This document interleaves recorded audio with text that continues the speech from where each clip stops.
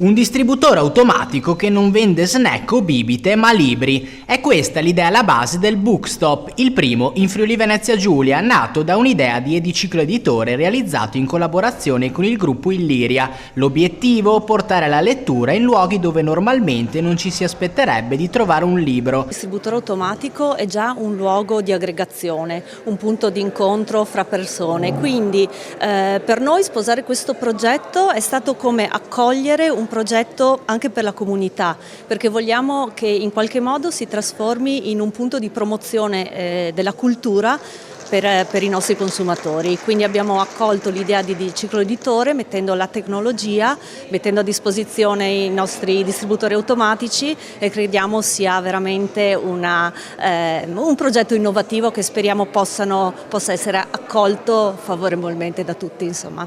Il primo è stato installato a Pordenone al Polo Tecnologico Alto Adriatico Andrea Galvani, un punto di riferimento per la ricerca e l'innovazione. Qui chiunque potrà scegliere e acquistare un libro in pochi istanti, proprio come si fa con un caffè, un nuovo modo di avvicinare le persone alla lettura, rendendola accessibile in qualsiasi momento della giornata. Ci auguriamo di poter continuare il progetto e di individuare altri luoghi ad alta frequentazione non presidiati da librerie o edicole, e ce ne sono molti, ahimè, in tutta Italia, soprattutto al sud, e questo credo sia un buon obiettivo che dovrebbe attivare energie. Come abbiamo già verificato, abbiamo ricevuto diverse richieste da varie zone d'Italia e quindi adesso vedremo come proseguire questo progetto.